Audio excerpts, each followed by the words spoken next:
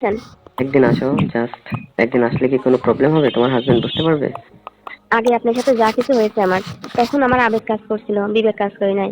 আর এখন দেখেন আপনারও সংসার আছে, আমারও সংসার আছে। একসময় তো আপনাকে ফ্রি ফ্রি অনেক খাইছি।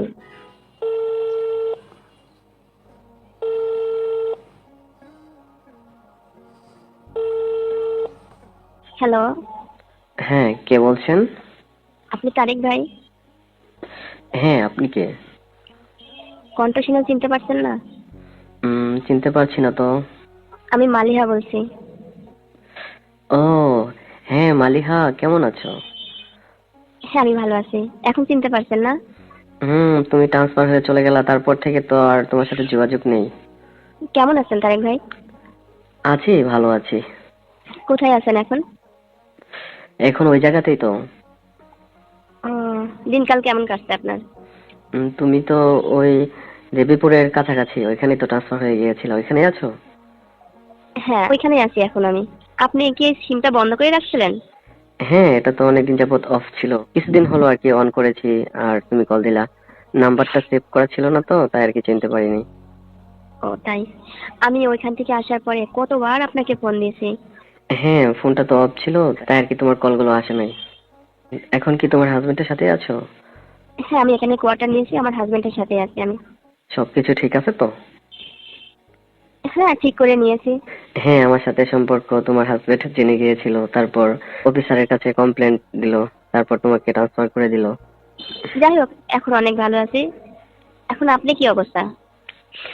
আমার অবস্থা জেনে আর কি করবা, আছি কোনো মতো ভালো আছি আর কি। তুমি ছাড়া আর কি আর ভালো লাগে? তোমাকে নিয়ে যে ওই হোটেলে যাইতাম, সময় কাটাইতাম, ওইগুলি তো মনে পড়ে সব সময়। এমন কথা বললেন না তারেক ভাই। ওই দিনগুলো ভুলে যান। ওই দিনগুলোর কথা মনে করে কি হবে?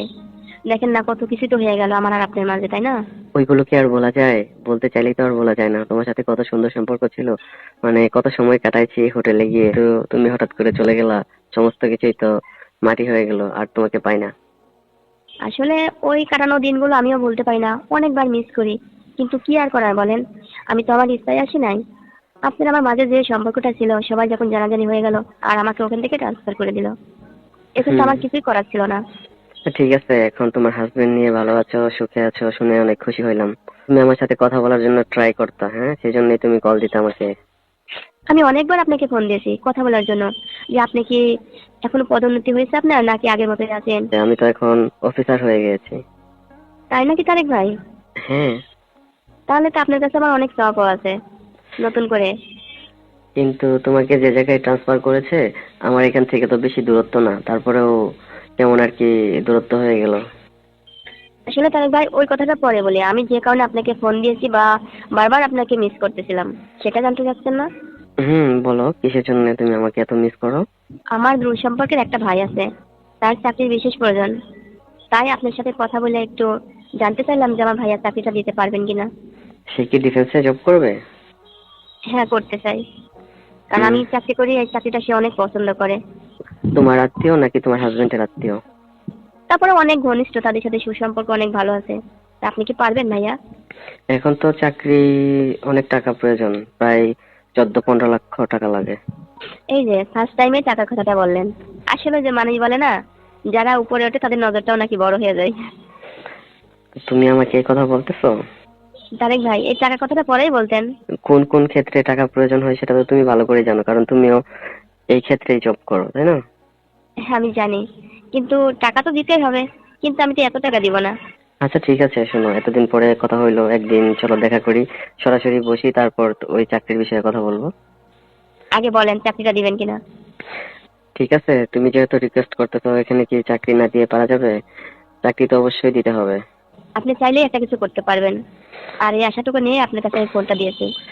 হ্যাঁ মালিহা, আমি তো তোমাকে আশ্বস্ত করলাম, আমি চাকরির ব্যবস্থা করে দিতে পারবো, আমি তো মানা করিনি। এই রকম মজার ভিডিও পেতে আমাদের ইউটিউব চ্যানেল টিজে টাইম 11কে সাবস্ক্রাইব করুন। তারেক ভাই, আমি আপনাকে কতটা ফোন দিয়েছি, কখনো আপনার সঙ্গে যোগাযোগ করার মতো আমি কোনো লাইন খুঁজে পাচ্ছিলাম না।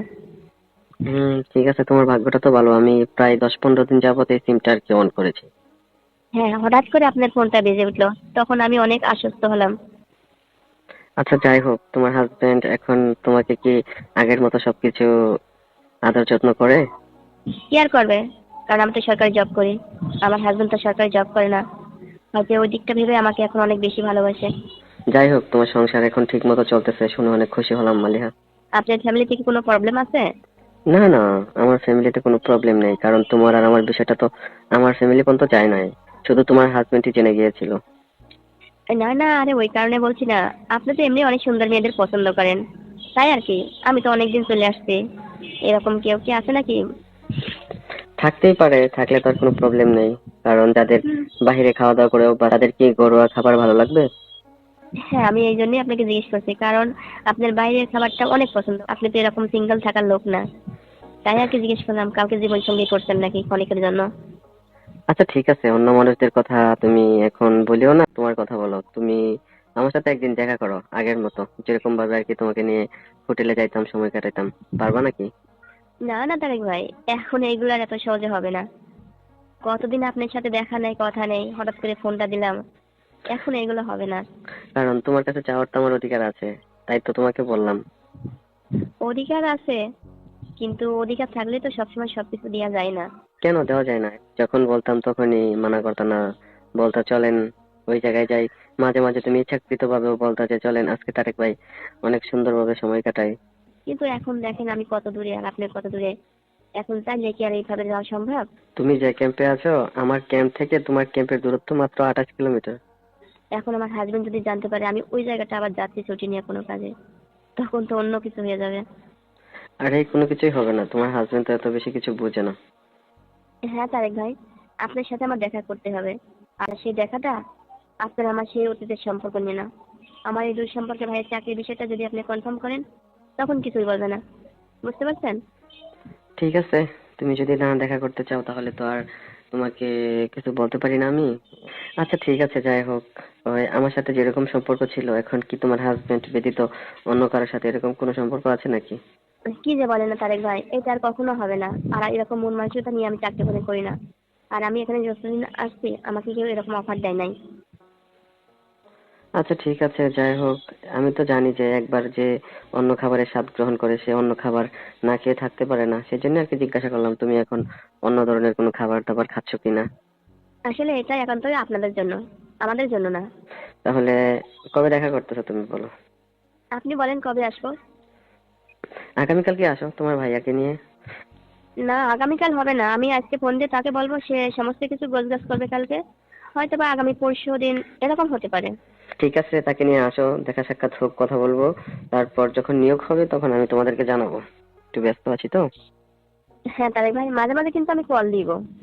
ওকে, তোমার জন্য আমার দরজা সবসময় খোলা থাকবে। ঠিক আছে, তাহলে রেখে দেন। ভালো লাগলে সাবস্ক্রাইব করবেন। ধন্যবাদ।